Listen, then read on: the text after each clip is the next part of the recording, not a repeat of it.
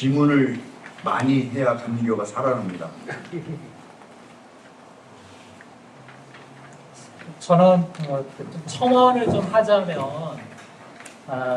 이렇게 우리 신학의 문제도 있고 영성의 문제도 있고 전 개인적으로는 사실은 감리교 신학교는 통합해서 한 개의 학교로 운영했으면 좋겠다라고 하는 그런 바람을 가지고 있습니다. 저 같은 경우는 이제 뭐 협성을 졸업했는데 저는 사실은 학교를 다니면서 신학이라는 걸 공부해봤다는 그런 느낌을 받지 못했어요. 그냥 뭐 과목은 여러 가지 과목을 이수했지만 내가 감리교인으로서 진정한 감리교 신학, 웨슬레 신학을 저는 공부했다라고 하는 생각을 전혀 갖지를 못해요. 현장에 나와서도 수많은 우리 감리교 목회자들의 그 설교들을 이렇게 들어보면 이게 정말 웨슬레 신학을 감리교 신학을 가지고 설교를 작성한 것일까 라고 하는 그러한 그 의문점을 드는 설교들도 참 많이 있고 어떻게 보면 그냥 뭐 솔직하게 남의 거 그냥 좀 유명한 목사들 거 아니면 좀 봐서 자기가 마음에 드는 설교 복사해서 편집해가지고 그냥 설교문으로 그냥 대용하는 경우들이 많이 있지 본인들이 그 신학한 것을 가지고 정말 고민하면서 어떻게 이것을 삶 속에서 우리가 같이 함께 접목해서 적응해 볼 것인가 라고 하는 고민들이 굉장히 좀 부족하지 않나 좀 그런 생각들이 참 많이 들어요. 그래서 저는 특히 또 아까 이제 우리가 뭐 부부 목회자 문제도 그렇고 뭐 감리사 피선거권 문제도 그렇고 이런 어떤 돈과 결부된 이런 부분들 응급비 때문에 부부 목회자를 제한한다? 물론 그것을 일부 그렇게 활용하는 사람들이 있긴 있었죠. 예, 그러니까 목회하지 않으면서 그냥 이름만 부부 목회자로 올려놓고 그래서 응급비를 말하자면 수령하기 위해서 응급비를 하기 위해서 그렇게 이제 이름만 올려놓고 뭐 남편이든 아니면 뭐 아내든 둘 중에 한 사람만 목회를 하고 한 사람은 목회를 하지 않는 이런 좀 비정상적인 그런 현실들이 있었기 때문에 그것을 방지하자고 하는 차원에서 부부 목회자 그런 사역 금지 조항을 만들었다라고 이야기하는데 그럼 어떻게 보면 사실은 굉장히 좀 피상적이고 그 당시 그것을 이용하고 있는 일부 기득권을 가지고 있는 몇몇의 문제였지 사실 여성 목회자 전부의 입장에서 보면 그렇지 않은 거다라고 하는 얘기죠. 그러니까 그런 부분에 대한 우리는 명확한 좀 판단이 필요하지 않나 라고 하는 그런 생각을 가져요. 제가 저희 어떤 우리 동문 모임에서 이렇게 이야기하다가 그 감리사 피선권 문제가 나왔어요. 그랬더니 그분이 그런 얘기를 하더라고요. 아니 선배님 자기가 감사해봤는데 작은 교회 있으면요 감리사 어려워요.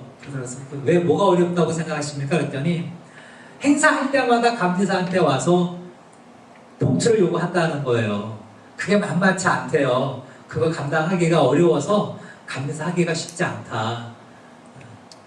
이런 의식 자체를 가지고 있는 것이 저는 우리 감리교 목회자의 그런 본질적인 문제가 아닌가라고 하는 그런 고민들을 좀 해보게 됩니다.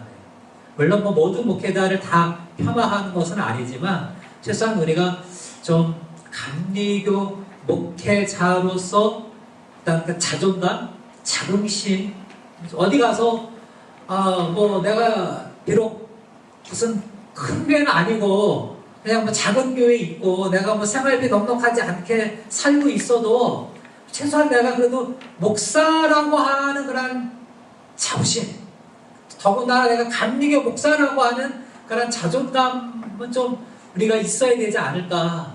네, 저는 하여튼 최근에 들어서 우리 감리교 사태들을 보면서 정말 너무 쪽팔리고 완전히 우리 감리교 목사로서의 어떤 그 위치가 땅바닥에 아주 그냥 막 내팽겨치는 그런 느낌 때문에 정말 가장 큰 어떻게 보면 참 피해와 절망감을 느끼고 있는 시대를 보내고 있지 않나. 빨리 얼른 은퇴를 하든가 아니면 감리교를 파기시키든가 이래야 되지 않을까 하는 생각을 좀 해봅니다. 네, 한번 질문하실 거 있으시면 해주세요. 그 세 분에 대한 질문은 아닌데요. 그 우리 이쪽이지? 19쪽에 보면 감독이랑 감독 회장 후보에게 우리 사물결에서 이 정책 제안 보낸 건가요? 보냈어요? 네, 보냈습니다. 그 거기서 무슨 이거는 이 토론과 관련 없는 거예요? 아니면 참고 자료로 그냥 올려주세요? 네, 참고 자료를 올립니다. 저희가 세밀교회 어쨌건 공식적으로 내놓은 거 나온 김에 궁금해서 아, 이거 이렇게 보내면 그 후보자 측에서 어떤 그 답변이나 이런 뭐 성의가 없더라도 답변이나 이런 거 있나요? 보낸 걸로 끝나나요? 어때요? 사실은 거기 제안서에다가 저희가 이것들을 당신들이 받을 수 있겠느냐 안 있겠냐 해서 사실 회신을 요청하고 대답을 요청을 해야 되는데 그렇게는 못했어요 이번에는. 아니 왜 그러냐면 저는 그 일반 사에서도 그렇고 저희가 아무리 또 훌륭하고 좋은 제안을 하고 답변을 또 요구하고 그런다 할지라도 제가 지금까지 쫙 지켜본 바에 의하면 사실은 공약들이 잘 안 지켜져요. 그래서 그거에 대한 것들을 공약을 아무리 멋있게 많이 그렇게 내더라도 그걸 지키지 않는다면 무슨 의미가 있겠어요? 그래서 우리 세물결에서 이런 정책 제안도 듣겠지만 사실 공약을 안 지킬 때 뭐뭐 안 지켰는지 그런 것도 우리가 할 수 있다면 꼭 큰일은 아니더라도 정말 중요한 역할을 할 수 있으리라는 생각이 들어서 그렇게 했고 지금 이현 목사님이 원래 정책위원장이시잖아요. 그래서 이 후보자들에게 보낸 게 그 우리 정책위원회에서 주로 초안을 만드신 거죠. 네. 그래서 앞으로 제가 좀 제안을 하나 하고 싶으면 이런 정책도 반드시 필요한 거고 그 다음으로 그들이 공약을 안 지켰을 때 공약 지키지 않은 거에 대한 것도 우리가 한번 이렇게 알리는 일을 세물결에서 하는 것도 굉장히 훌륭한 그런 일이 되지 않을까 그런 생각으로 제안을 해봅니다. 네, 좋은 제안 감사합니다. 한 가지 좀 그 공약을 지켰는지 지키지 않았는지에 대해서 임기가 끝날 때쯤에 이 사람이 공약을 지키지 않았다라고 하는 걸 우리가 발표하는 게 사실 좀 의미가 없겠다는 생각이 약간 들어요. 왜냐하면 이게 사회에서 국회의원들은 요번에 임기가 끝나면 다음번에 또 해야 되는데 또 나올 때 당신이 이렇게 공약해놓고 이거 안 지켰는데 또 나왔냐 이제 이렇게 되겠지만 이게 감독들은 그냥 뭐 사실은 죽이 되든 밥이 되든 어쩌고 자기들이 원하는 명예는 다 얻고 나가버리는 거니까 뒤늦게 아무리 흠집을 낸다 하더라도 그것이 이렇게 탄핵이 안 되는 거는 그게 다음번 감독하는 사람들한테는 영향이 있을 것 같고요. 그리고 감독을 했던 사람이 감독 회장을 해야 되니까 그런 사람은 좀 많이 유념을 하겠죠. 안 하는 것보단 낫죠. 네, 제가 생각지 못한 지점입니다. 보통 우리가 이제 매니페스토라고 얘기를 하잖아요. 저는 이게 뭐 임기가 끝날 때쯤 그 공약을 잘 실행했는가 안 했는가를 우리가 따져서 뭘 책망을 하거나 이럴 것이 아니라 저는 매년 해야 된다고 생각해요. 임기 동안에 매년 그 정책들을 실행하고 있는지 점검하면서 거기에 대한 우리가 확인과 요구, 그래서 안 하고 있어 왜 안 하고 있는지, 못했어 왜 못했는지를 끊임없이 우리가 감시하고 질문해야 된다라고 생각이 들어. 이 부분은 이게 그냥 뭐 임기 끝날 때에서 몰아서 할 게 아니라 매년 그 공약들을 정책들을 집행하고 있는지 없는지 그것을 우리가 감시하고 견제하고 비판하는 역할을 세물결이 좀 할 수 있으면 좋겠다라고 하는 생각이. 감독회장은 좀 가능한 부분이 있는데 연예 감독은 우리 중변의 유력한 감독 부분은 공약이 이겁니다. 소통, 하나됨, 성실 추상적인. 그런 건 공약이 아니잖아요. 그러니까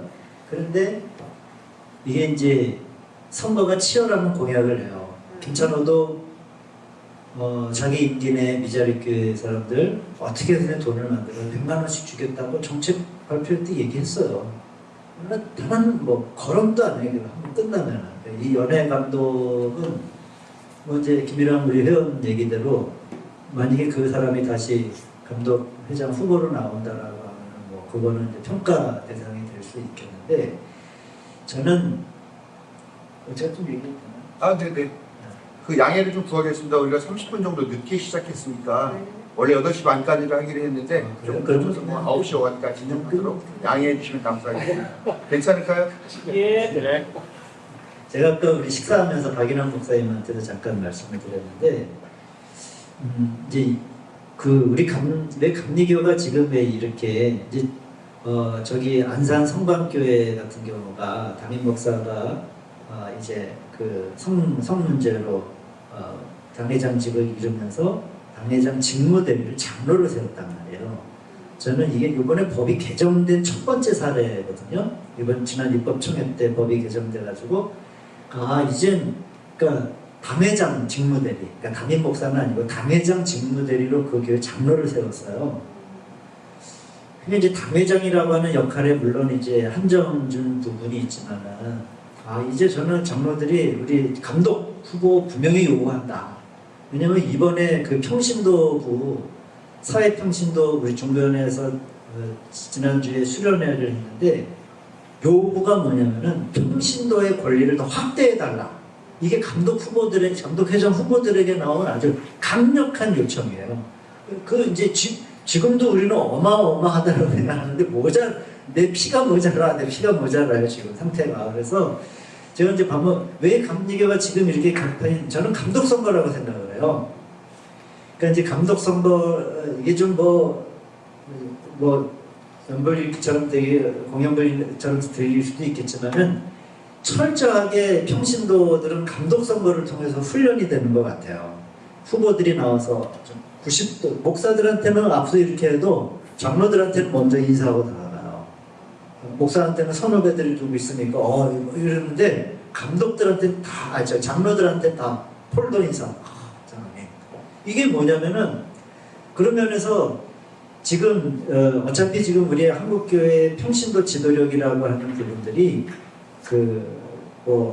거의 태극기 부대, 이제 여기 앉아 계신 분들 중에 이제 정치적인 입장을 달리하신 분들도 있겠지만은 저는 지금 감리교회 평신도 지도력이 태극기 세력과 거의 같은 연장선상에 있고 실제적으로 같이 일을 하고 있기 때문에 이 사람들이 계속 자기 다음, 그러니까 남성교회연합회 회장이라고 하면은 그 다음에 남성교회연합회 회장이 되는 사람은 자기를 지지한 사람을 세우게 되어 있어요. 여성교회는 조금 다를 수도 있는데 여성교회 회장, 그러니까 계속 이 태극기들이 계속 재생산되는 거예요. 좀 똑똑한 놈이 나올 줄 아는데 안 그래요. 지금 총무하거나 연합회 기관에서 열심히 일하는 애들은 지금 회장님 막 손과 발이 되어서 가방 들고 다니고 같이 공돈 뜯어먹고 얻어먹고 이렇게 다니니까 그 맛을 아니까 지금 또 마찬가지고 이제 장로회도 지금 공식 기구를 받아들여 달라고 지금 내년 입법총회 때 요청을 한대잖아요. 지금은 원외 단체인데 장로회를 공식적으로 남성교회와 연합회처럼 기구로 인정해달라고 내년도 분명히 법 개정 시도할 건데 다음 입법총회 때 이 부분이 감독 선거에 나온 사람들이 이 장로들을 중심으로 한 평신도들의 어떤 입지들을 무한대로 지금 열어놓고 있는 것에 대해서 저는 아주 절망감을 좀 느낍니다. 절망감. 저기 장로들은 여기 만약에 우리 준현 전사님들 계시잖아요. 웬만하면 어이 이래요. 미친놈들이에요.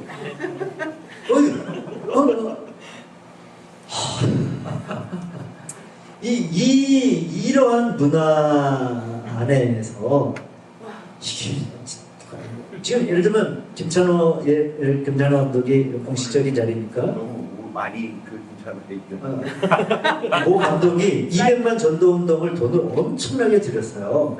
중변의 돈만이 아니라 그게 총회 사업이 되면서 200만 전도운동을 주도한 감독이 있는 연회원 제접수 줄었습니다. 그러니까 이제 이 문제는 우리가 한번 얘기하려고 지금 이제 벼르고 있거든요. 200만 전도운동을 2년 동안 해 쌓았고 그렇게 해나가고 했는데 정작 자기 연회는 제적 인원이 줄었단 말이에요. 돈을 그렇게 쓰고 해외에 수주하러 가가지고 돈을 쓰고 수준 하나도 못 배우면 어떤 이모하고 비슷합니다. 그래서 저는 앞으로 우리가 이제 이런 거예요. 감독이 뭐 정책을 잘 지켰느냐, 매니페스토 뭐 점검하고 이런 게 난 정말 가능할까? 그게 과연 앞으로 당선만 되면은 그만이지라고 생각하는 사람들에게 어떻게 우리가 생물결이 좀 새로운 길들을 정말 이렇게 새 물결이니까 새로운 길들을 우리가 이번에 우리 생물결 회원들도 좀 관심 가져야 되는 게 그 퀴어 축제에 가서 축복식을 한 분이 이제 9명인데 거기에서 이제 6명만 이제 고소고발이 된 상태인데 그리고 이제 137명을 서명한 137명을 이제 다 자격 심사에 회부하겠다라고 하는 건데 그 9분이 그런 여기 김영국 목사님도 이제 고소되신 분 중에 자랑스러운 분이신데 이 모토가 이거였어요. 나도 출교하라. 그동안처럼 나도 출교하라. 이번에 137명도 사실은 뭐 나도 출교하라는 아니고 우리도 출교하겠느냐 이런 제목이었는데 똑같이 보는 거예요. 지금 이 보수 세력들은 그래서 감리교를 쫓아내겠다라고 하는 건데 우리가 어떤 이러한 좀 이렇게 뭐 불복종 운동 같은 거 예를 들면 예전에 최영근 서울연에 있는 최영근 목사 같은 경우가 부담금 안 내기 불복종 운동을 그래서 5년간 했나? 5년 동안 부담금 안 내. 아무튼 그런 어떤 우리가 이 기존에 있는 세력들이나 이런 사람들이 같이 협력하고 발맞춰 나가면서 뭐 이거 합시다 저거 합시다라고 하는 게 아니라 좀 생물결 안에서는 좀 다른 방식의 감리교 개혁에 우리가 좀 참여하는 좀 새 길을 제3의 길을 저는 우리가 좀 중지를 좀 모으고 조금 그래도 준비하고 마음을 모아야 하지 않을까 하는 그런 생각을 하게 됩니다. 네, 고맙습니다. 우리가 지금 감리교회의 뭐 미래 이런 얘기를 하지만 사실 여기에 계시는 분들은 대부분 아마 10년 내에 다 은퇴를 하실 분들이 아닐까라는 생각을 해요. 사실 여기서 우리가 뭐 감내라 떡나라 해봤자 이렇게 큰 의미가 없을 것 같다는 생각이 들지만 그럼에도 불구하고 우리가 지금 중요한 결정권에 가까이 있는 사람들이기 때문에 우리가 대안을 마련해야 되는데 그래서 사실 뭐 우리 머리에 나올 게 뭐가 있겠습니까? 그러면 결국은 젊은 세대들의 모습을 보고 그들의 이야기를 들어야 될 텐데 그런 의미로 제가 좀 여기서 특별하게 우리 배문수 전도사님 얘기를 좀 들어보는 시간을 가지면 어떨까라고 생각을 해요. 사실 요즘 단독 목회하는 전도사들이 별로 없어요.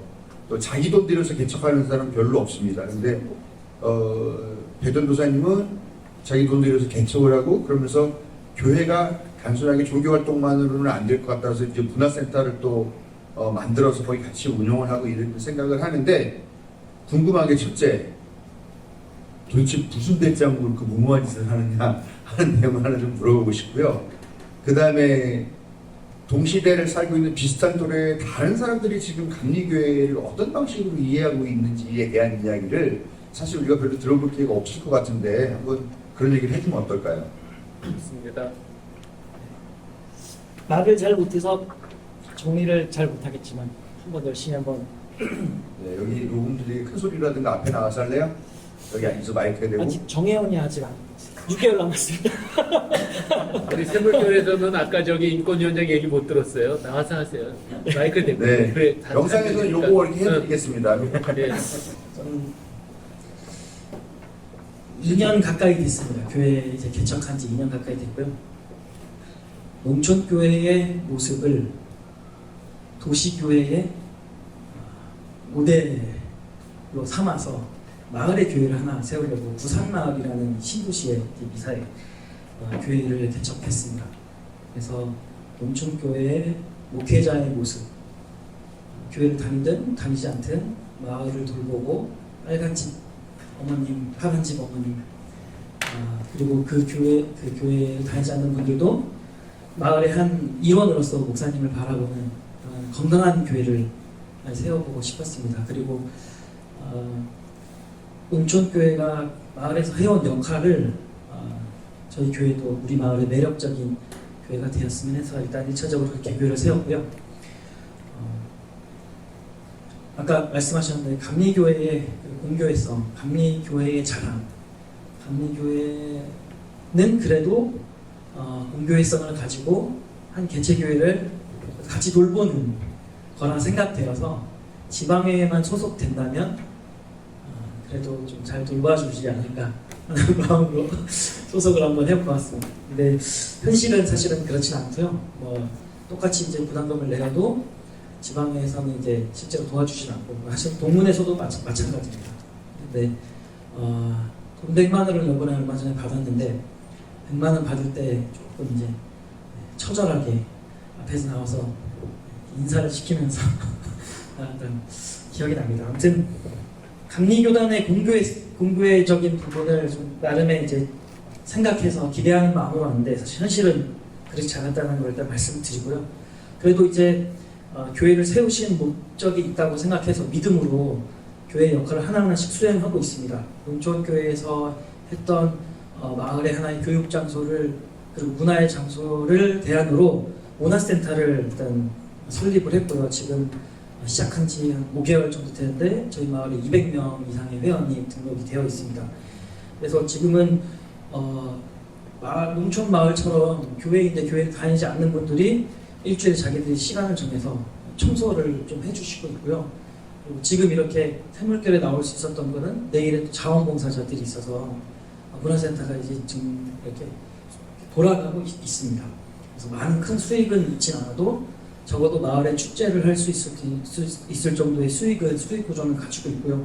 또 한편에 이제 장기적으로 보았을 때 이게 저희가 한 3분의 1 정도 열었는데 3분의 2가 더 열려진다면 교회의 월세적인 부분은 그래도 우리 센터에서 감당해 주지 않을까. 그래서 저희 마을에서도 좋고 저희 교회에서도 좋은 그런 지금 장기적인 계획을 가지고 있습니다. 한 3분의 1 정도는 이제 좀 어느 정도 성공한 부분가 있고요. 월세의 3분의 1 정도는 지금 문화센터에서 하고 있습니다. 그리고 동시에 했던 사업 중에 하나가 이제 극단을 만들었습니다. 이제 마을에 같은 의미에서 엔도 슈사코의 책 중에 나를 사랑하는 곡인가요? 그 책에서 이제 그 연극 활동, 극단 활동을 하면서 나오는 어떤 건강한 마을의 모습을 보고 극단을 하나 만들고 싶었는데 또 이제 아는 지인 중에 예술 감독님이 계셔서 지금까지 이제 매주 3시간씩 오셔서 이제 무료로 이제 극단을 지금 설립해 주셨고요.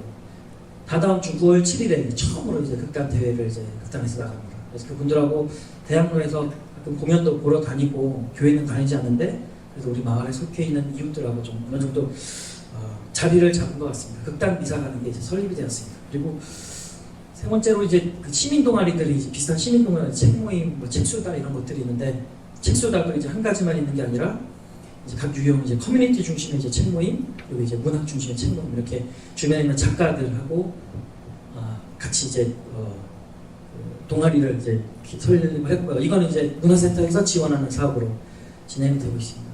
뭐 이 모든 것들이 다 마을에서 교회가 어느 정도의 하나의 이웃들과 함께하는 모습을 좀 그려주고 싶은 목적을 이루고 있고요.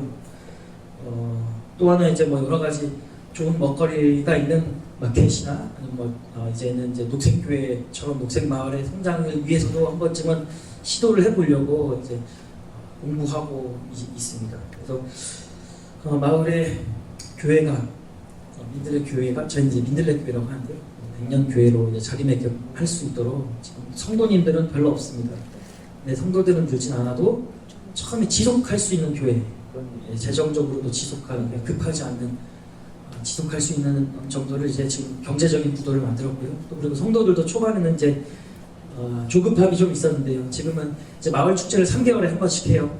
그래서 3개월에 한 번씩 이제 문화센터에서 배웠던 수강생들이 자신의 작품을 전시하고 작품을 공연할 때 그 막 100명이 넘는 이제 분들이 오셨을 때 지금 교회에서 하나님께서 일하고 계시구나 라고 이렇게 고백하는 성도들도 계시고 저도 조급하지 않고 성도도 조급하지 않은 그래도 조금 이제 건강한 교회로 자리매김하고 있는 것 같습니다. 그런데 아까 이제 보니까 작은 교회 목회자 세미나 개척교회 이렇게 준비하잖아요. 이런 거 참 너무 좋은 것 같습니다. 이것들이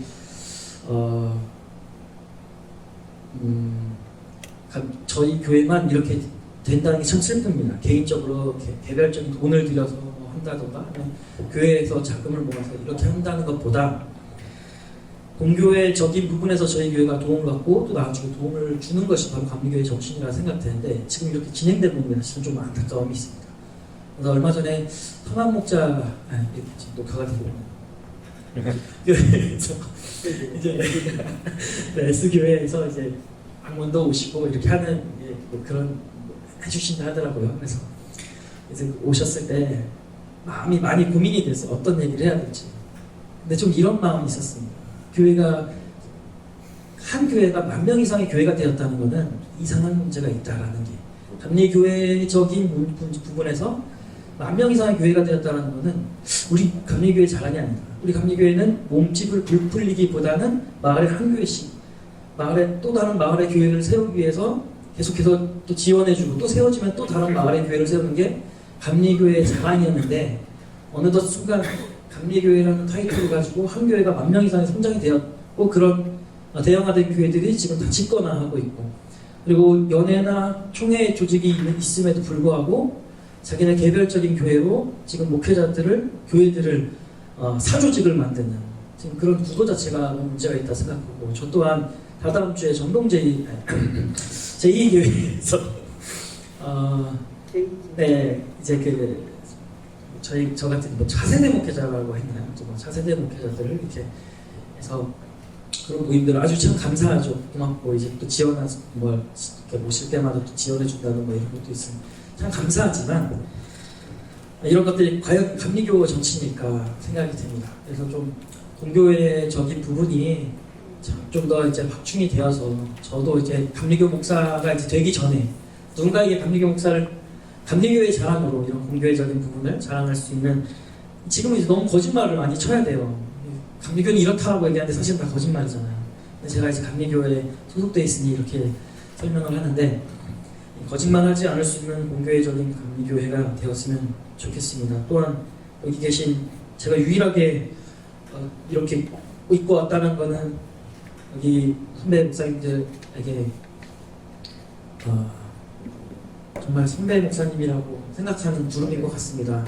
아까도 말씀하셨지만 젊은 사람들이 네 마지막으로 30초만 정리하겠습니다. 젊은 목회자들이 올 수 있는 데는 이제는 여기밖에 없는 것 같습니다. 세물결밖에 없는 것 같습니다. 왜냐하면 세물결만 그래도 적어도 저를 이렇게 이 자리에 세워주셨고 그리고 다른 사람들이 이제 젊은 감독들도 이제 20, 30대에 이제 정해온 목회자들을 선거를 위해서 이제 모집을 하잖아요. 이제 그리고 와서 이제 얘기를 하지만 그분들한테 얘기하는 건 사실 소용이 없다고 생각하고 이 세물결이 너희들도 여기 세물결에 와서 불만 있으면 세물결에 와서 얘기해요. 세물결이 어떤 것을 조금만 얘기를 해요. 아까도 말했지만 아니 뭐니 그 너희들의 자유로운 말을 들어줄 수 있는 여기밖에 없으니 저기 와라. 그래서 세물결도 2, 3년 안에 20, 30대의 목회자들이 와서 활기차게 활동할 수 있는 곳이 되었으면 바람이고 저도 최선을 다하겠습니다. 이상입니다.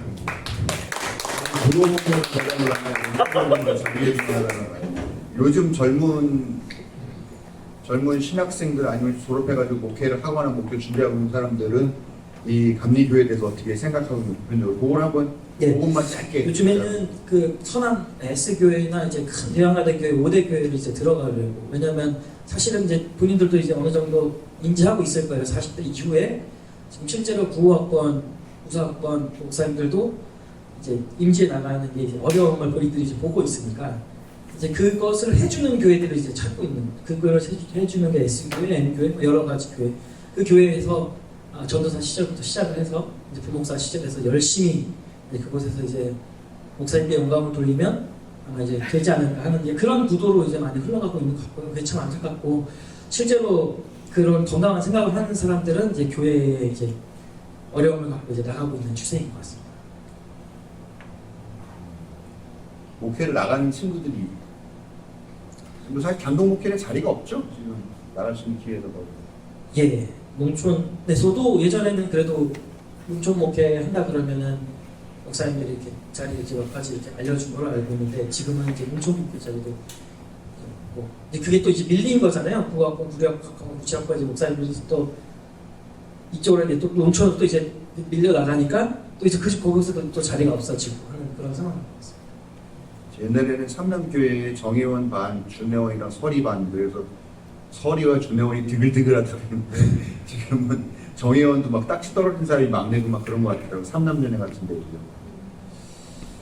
네, 뭐 자꾸 말을 시키면 길어지니까 여기까지만 듣고 박수를 격려 부탁드립니다. 네, 좀 더 이렇게 뭐 막 난상 토론이라 좀 하고 싶은데 그래도 난 꼭 오늘 좀 이 말은 좀 하고 싶다라고 하시는 말씀 있으신 분들은 지금 말씀해 주세요. 아, 네, 나와서 하세요. 예, 짧으면 3분, 길면 5분 정도만. 길게 하겠습니다. 예, 5분입니다. 그럼.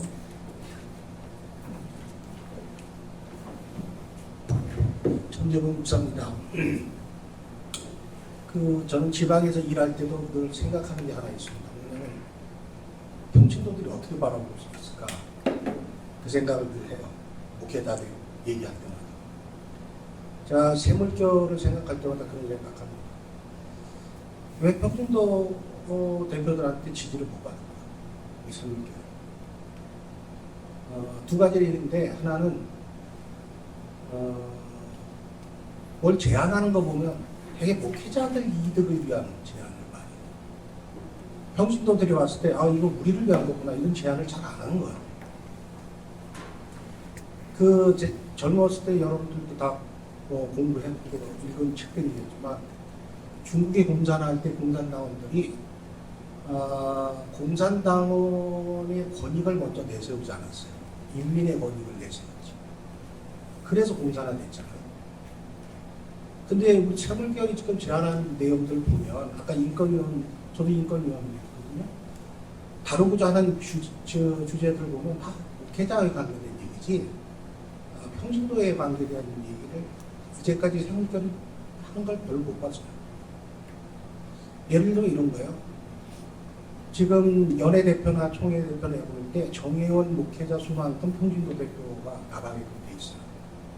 그런데 그래서 옛날에는 정회원 목사 숫자에 따라 개교회마다 평신도 대표를 내보내게 돼 있는데 이게 장로들 모임에서 자기들 유익을 위해서 장로 0급을 잘랐어요.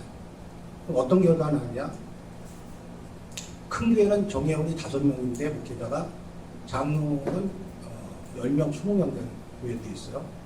그럼 원칙대로 한다면 평신도 대표도 장로가 5명 나와야 되는데 10명, 20명 다 나와요. 그럼 지방에서 어떤 일이 되냐? 작은 교회 평신도 대표들이 못 가요. 0급이 낮은 장로들이라든가 또는 장로가 없는 교회 대표는 아예 대표를 못 냅니다. 이런 부분은 평신도들 굉장히 불만이에요. 그럼 우리가 우리 얘기도 하기 전에 먼저 이런 것부터 고치자. 이런 얘기를 해야 세물결이 교회를 위한 일을 하고 있구나 하는 생각을 하게 되죠.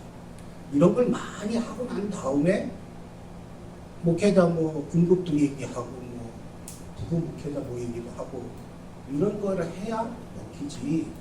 지금 이거부터 목회자 유익에 대한 것만 자꾸 얘기하면 평신도들은 당신들이 알아서 해. 우리 많이 안 해. 이러면 되고 지금 이런 상황을 가고 있는 거예요. 두 번째, 세물결의 평신도들한테 어떻게 비춰질까? 또 하나의 정치 권력 집단이에요. 또 하나의 정치 권력 집단에 불과해요. 왜냐? 저는 그렇게 세물결 시작할 때 그렇게 생각했어요. 세물결이 좋은 지도자 상에 대해서 계속 제시를 하고 바른 교회 상에 대해서 계속 제시를 하고 감리교회가 가지고 있는 잘못된 점에 대해서 바로잡아야 될 정책을 계속 제시하면 세물결이 지지를 받을 거다. 목회자뿐만 아니라 성도들한테. 근데 우리가 어떻게 했어요? 감독을 내보냈어요. 감독 후보를 냈어요. 그리고 우리하고 성향이 비슷한 감독 후보자들을 지지한다고 쫓아가고 손잡으려고 했어요. 평신도 무대는 그냥 좋은 정치하려고 하는 사람들이 아니라 좋은 정치를 빙자한 또 다른 또 하나의 권력 집단에 불과해요. 그러니까 감독 후보를 내세우거나 성향이 같은 감독 후보를 지지하려고 하지 말고 새 지도자상, 바른 교회상, 감리회에 바로잡아야 될 점들에 대한 정책을 처음부터 계속 우리가 추진했으면 지금 좀 어느 정도 이 정책이 감독 후보들에게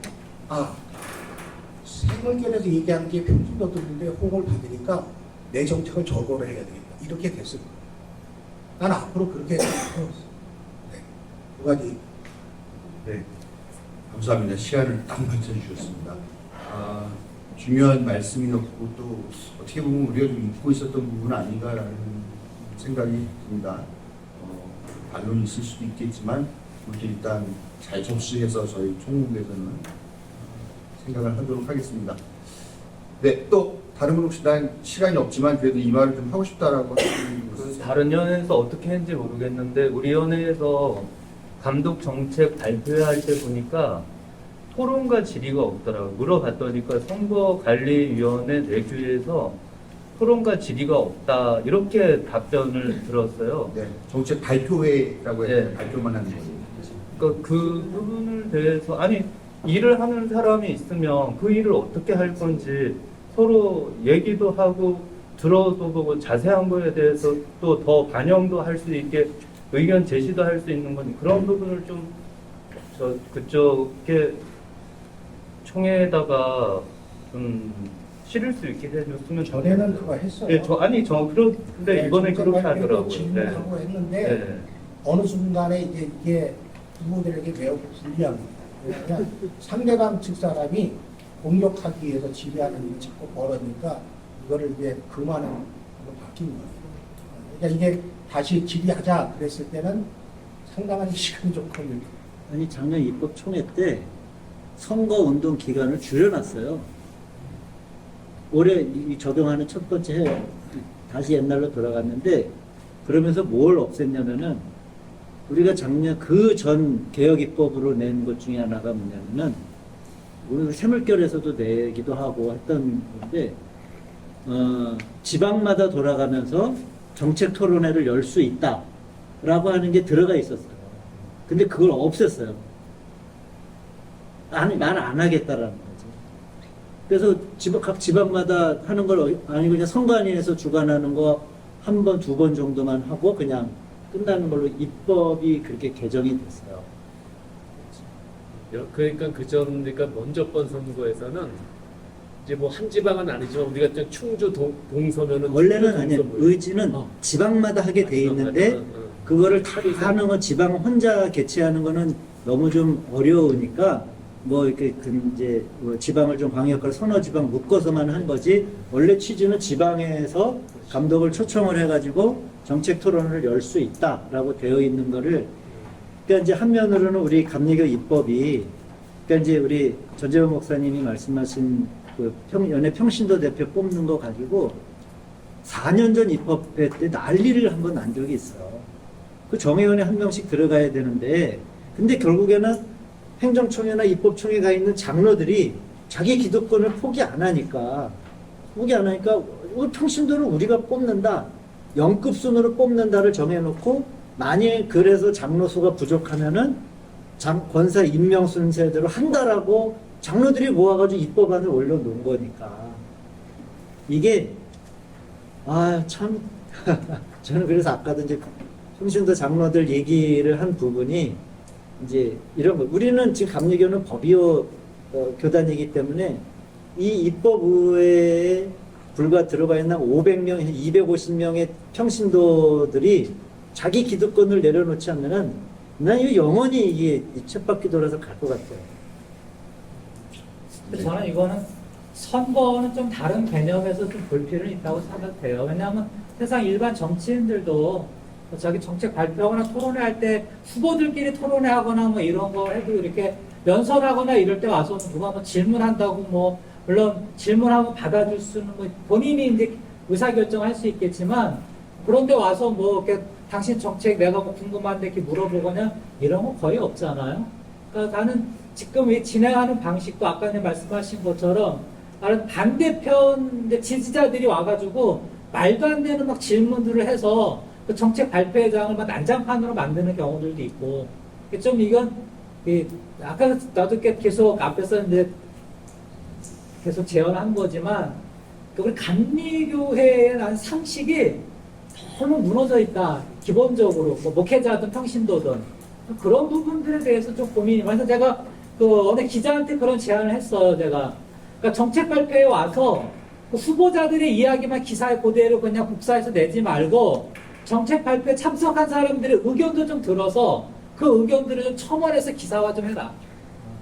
와서 들은 사람들은 어떤 생각들을 하고 어떤 궁금증을 가지고 있는지 그걸 좀 같이 실어줬으면 좋겠다. 김일영 회원이 얘기한 거는 근데 한번 해볼 수는 있을 것 같아요. 어차피 이거는 선관위에서 정하는 시행 세칙에 속하는 부분이니까 적어도 그러면은 뭐 관훈 토론회 같은 게 있잖아요. 그러니까 만약에 일반 거의 참여자들의 일방적인 토론이 아니라 기자들의 질문은 받는다.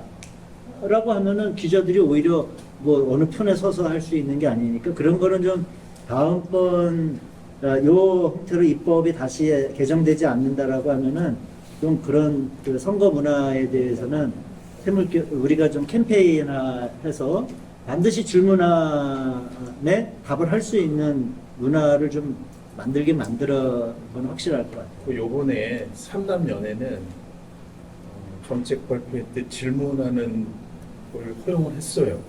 그게 왜 그랬냐면 우선 총회 선관위에서는 그 어느 뭐 어떤 룰을 줬는지는 모르겠지만 자율성을 부여했다는 거예요 이번에 그 연회 선관위에.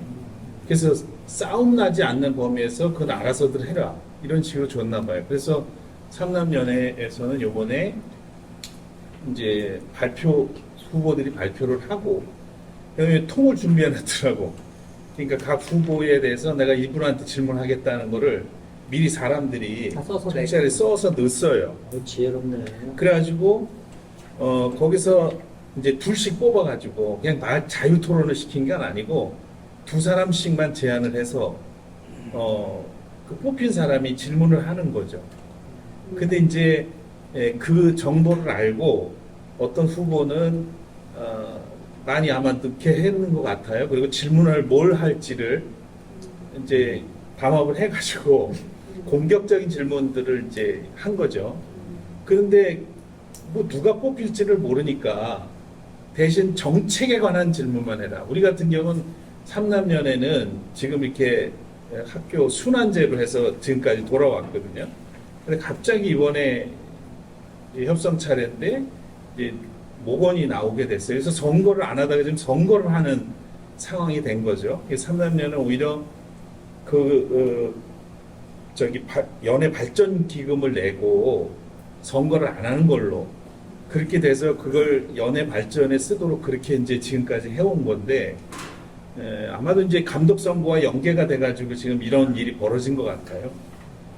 그래서 오히려 이제 그걸 깨고 나온 사람 입장에서 되게 지금 그 부분이 공격적인 질문을 받을 수 있는 여러 가지가 있었는데 이제 그런 걸 우려해서 딱 두 사람씩만 정책에 관한 질문만 허용한다 그래가지고 그렇게 진행을 했어요. 근데 없는 것보다는 낫는데 좀 자율적으로 좀 다양한 그런 이야기가 나오는 게 좋은데 그래야 검증이 안 되니까 이게.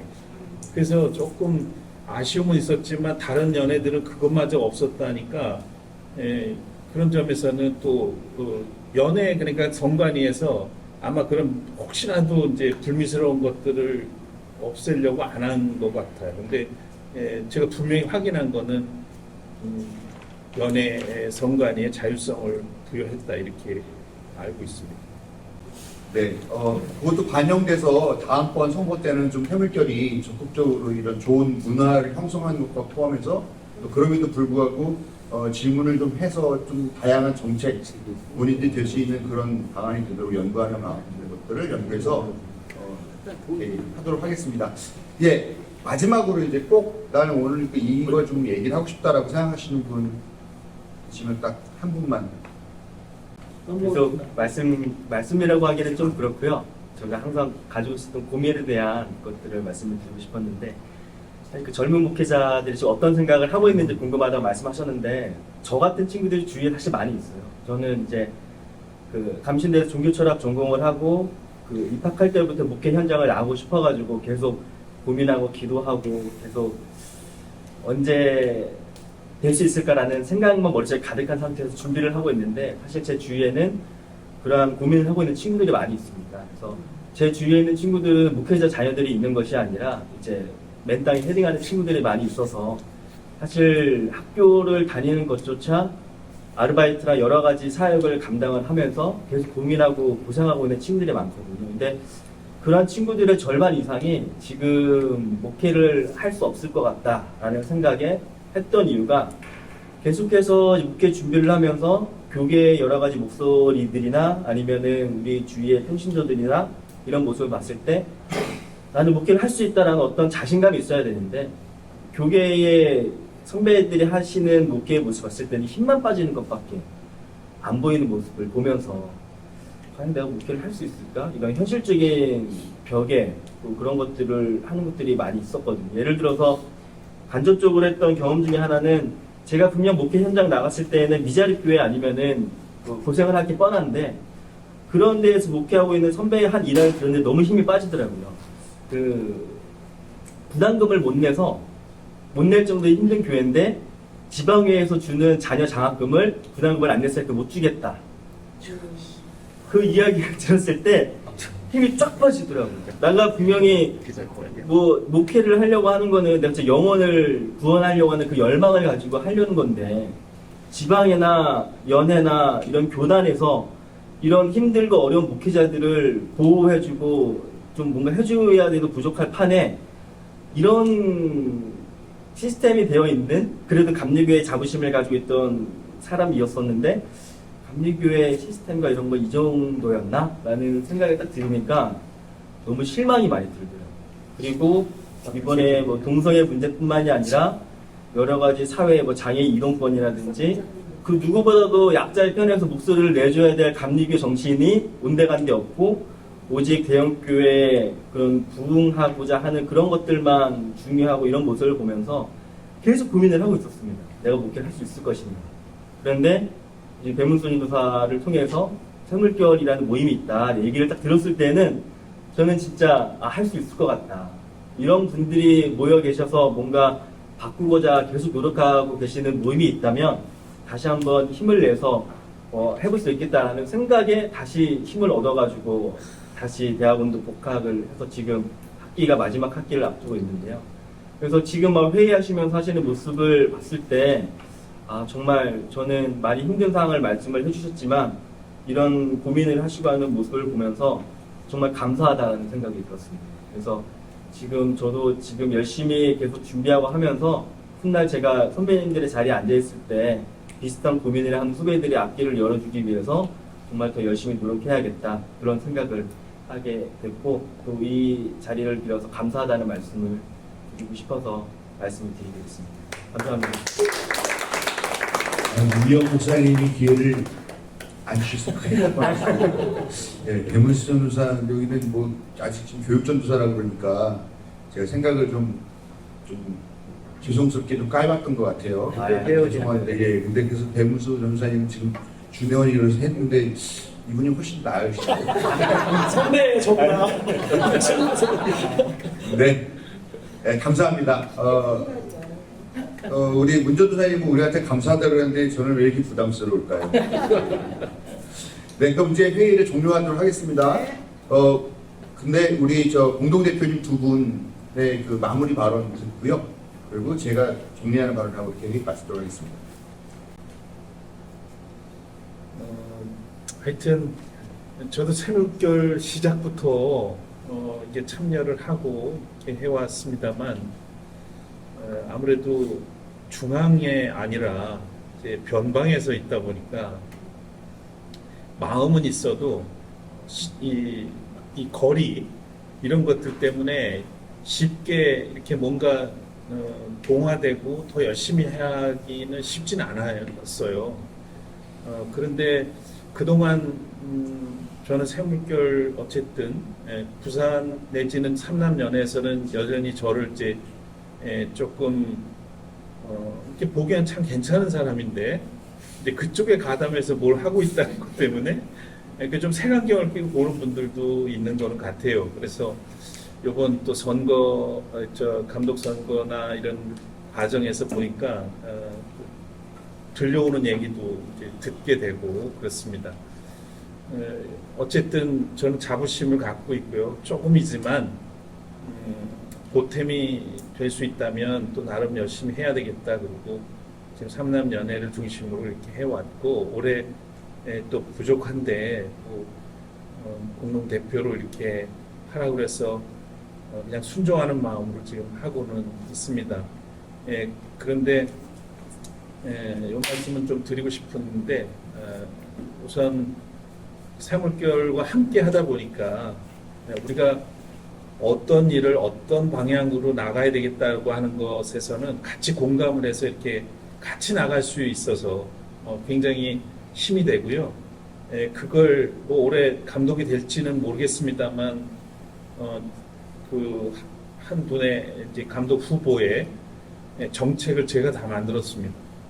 새물결 정책을 거의 샅샅이 넣어가지고 처음부터 끝까지 연설문까지 제가 그걸 하고 있는데 어쨌든 그게 되든 안 되든 지금 감리교는 이렇게 가야 됩니다. 삼남매는 이렇게 가야 된다는 거를 강력하게 지금 이제 어필을 하는 그런 과정이 있죠. 그런데 의외로 목회자들도 그렇지만 이제 평신도들도 좀 그동안에 이제 감독들이 너무 일을 안 한다는 것 때문에 선거를 하자고 막 이렇게 나온 거예요. 일부 그런 분들도 계세요. 근데 1차 정책 발표를 딱 하고 났을 때 반응은 굉장히 놀라웠습니다. 그래서 굉장히 그 내용들이나 이런 거에 평신도들도 호감을 굉장히 많이 갖고 있어서 제가 솔직히 제가 스스로 많이 놀랐어요. 하면 된다. 우리가 좋은 정책, 아까 우리 전 목사님 얘기하셨지만 자꾸만 대안을 구체적으로 만들고 그걸 제시하는 게 좋겠다. 그러니까 문제점을 지적하고 비판하는 것도 한켠에선 해야 되지만 거기에 집중하다 보면 자꾸만 시간과 모든 정열은 거기에 이제 쏟아버리게 되고 새로운 것들을 지금 컨텍스트를 보고 좀 대안을 제시하는 것들은 점차 그게 약해지거든요. 그래서 좀 더 이 시대에 우리 감리교회를 살릴 수 있는 그런 여러 가지 대안들을 더 고민하고 좀 만들어내고 제안하고 이렇게 하는 우리 새물결이 됐으면 하는 그런 바람도 가져봅니다. 위에서 저도 힘껏 함께 하도록 하겠습니다. 이상입니다.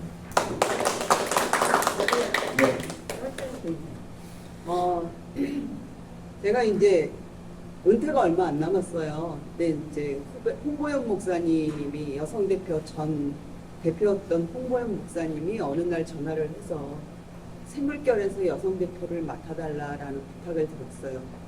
푹 쉬고 싶었는데 정말 하기가 싫었는데 홍보영 목사가 얘기하기를 새물결에서 여성의 소리를 좀 내줘야 되지 않겠느냐.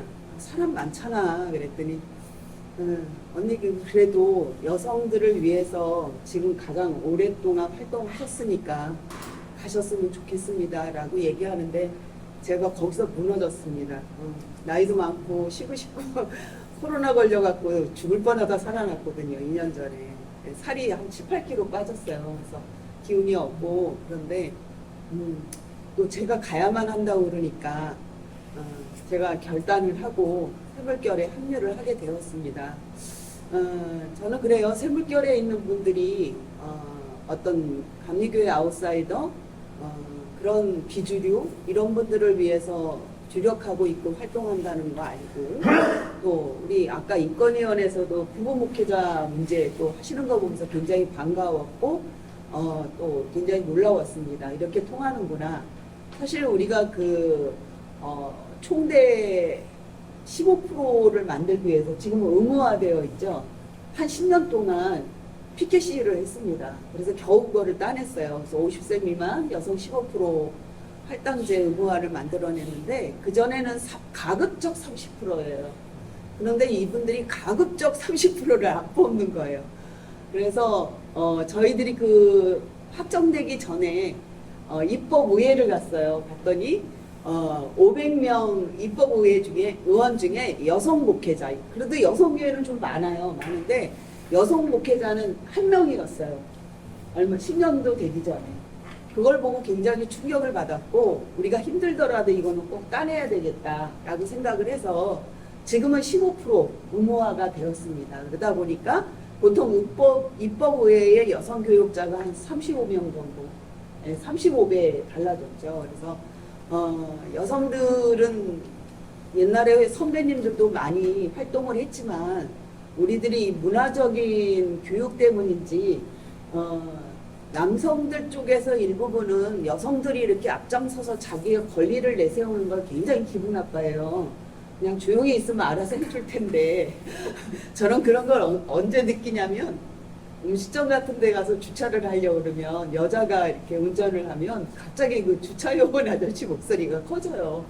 좌로 좌로서로 빽빽 막 이러면서 나도 운전 잘하는데 이게 뭐냐면 자연스러운 거는 여성들은 그냥 남성들이 해주는 거 주어지는 것만 그냥 받으면 될 텐데 라는 의식이 아직도 많기 때문에 저는 여성들이 앞장서서 우리의 권리를 찾아낼 것은 찾아내고 이것이 곧 남성, 여성, 양성이 행복한 일이라고 생각을 합니다. 여성들의 어떤 뭐 더 나아지고자 하는 게 아니라 여성들이 자신의 권리를 찾게 되면 남성들도 행복해져요.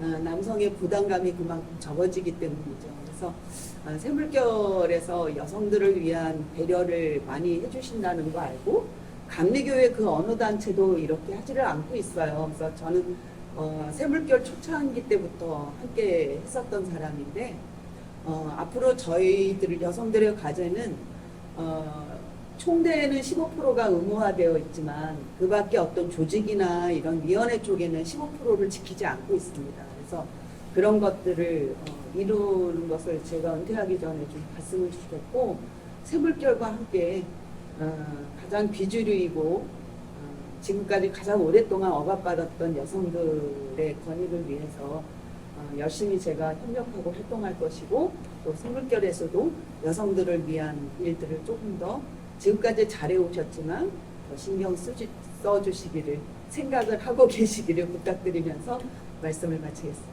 감사합니다.